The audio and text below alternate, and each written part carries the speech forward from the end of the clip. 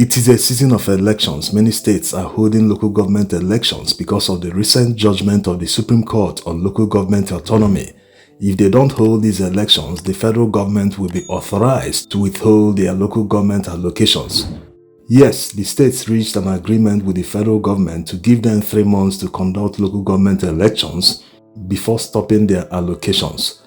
In Bauchi State, local government elections held yesterday, 17th August 2024, and Labour Party surprisingly won the election in Lusab Ward in Bogoro local government area of Bauchi State. This is despite the fact that they did not field a candidate.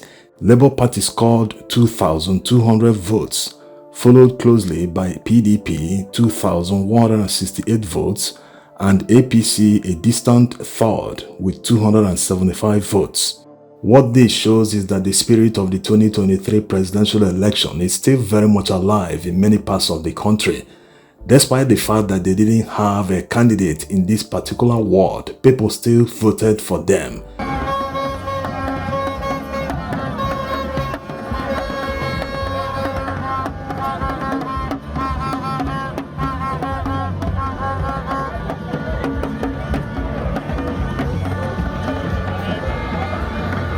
And it looks intentional by the electorate in this ward, because since this is a local government election, they must have seen someone campaigning under the banner of Labour Party before deciding to vote for the person. But they didn't see any. Despite this fact, they still went ahead and voted for a non-existent candidate. Yes, many on social media are doubting why Labour Party was on the ballot despite not having a candidate. It's very likely, in fact, this shouldn't be a question.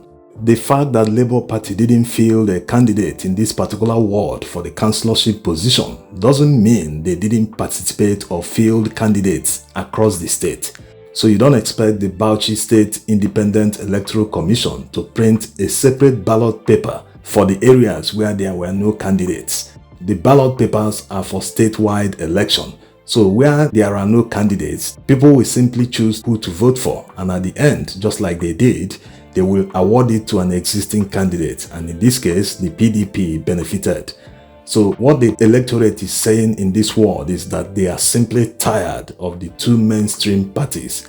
They want Labour Party, they want an alternative.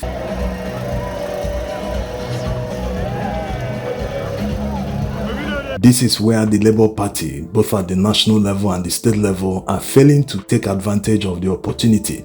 These are local government elections. They are supposed to use that to penetrate the grassroots and offer people alternatives that are different from the mainstream parties.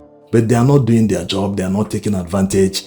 They are supposed to use this opportunity to make Labour Party a family affair at the grassroots level.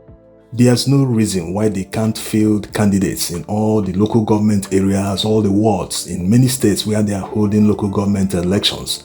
This is reminiscent of what happened during the presidential election. Labour Party didn't have polling agents in all the polling units across Nigeria. It was like about 2/3 of the polling units. Nigeria has about 170-something thousand polling units, and Labour Party could only field about 100,000 or thereabout polling agents. So they should have learned from that.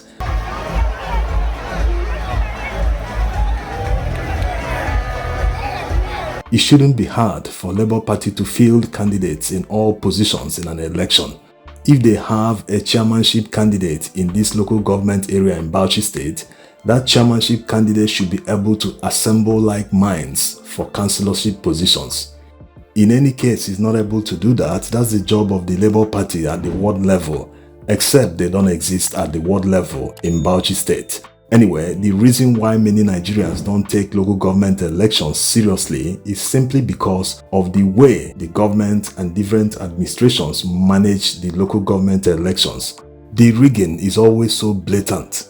The governors always believe that they must come up with a list, and once you feature in that list, you must be returned in the election. They will do anything to return that person.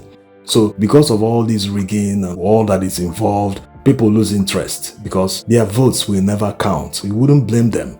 Also, these governors do exactly what parties at the national level do with INEC by appointing known party members as INEC commissioners. Look at this man. He contested for a House of Assembly seat in Osun State last year. under the PDP, the same party that is in power in Osun State today. Obviously didn't win that seat, but miraculously, today he is the chairman of Osun State Independent Electoral Commission. How in the world is this possible? Yes, some will say that he already resigned from the PDP, but the mere fact that he was once a member just last year should disqualify him, not just an ordinary member. He contested election under the PDP. So these are the issues. These are why people don't take local government elections seriously. But Nigerians must start taking them seriously, because if they want democracy to penetrate the grassroots, we must start at the grassroots to tell people that good governance can actually be had at the local government level. Whether it's 1 billion naira, whether it's 500 million naira, the local government receives as allocation, they must account for every penny. Yes, they must be able to show the people in the local government how they spent their allocation.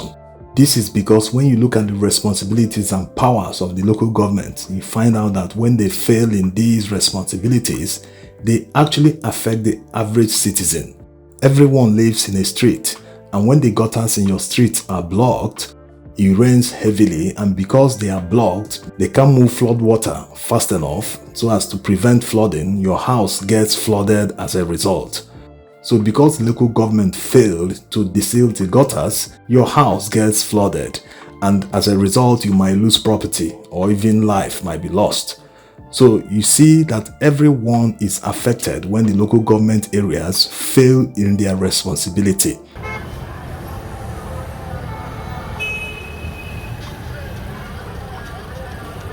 What about waste disposal and sweeping of the streets? It is their responsibility. Although many state governments have taken over this responsibility, but it's time they return them to the local government areas, because now they have full autonomy. They receive their allocations directly without the states getting involved.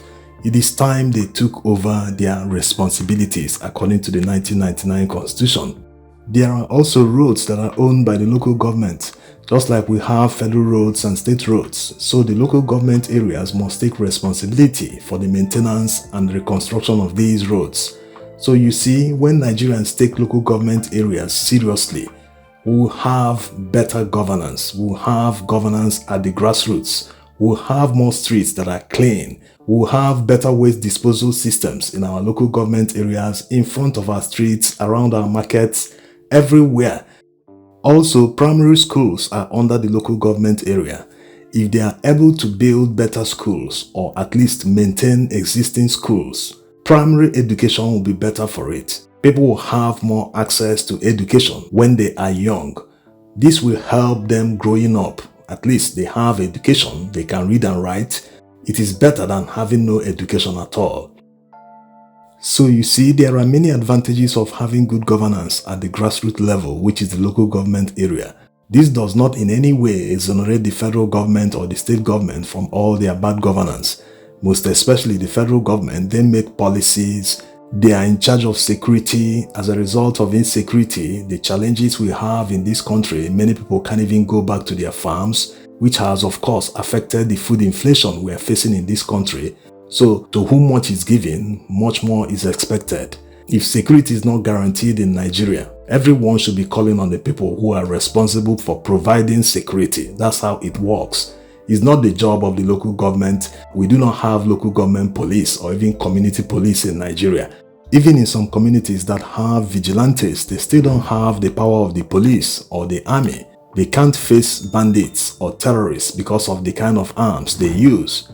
So the federal government still has a huge role to play in good governance. They continue to fail in their responsibility. That's why Nigerians continue to call on them and hold them to a higher standard more than state governor or the local government chairman. Thanks for watching.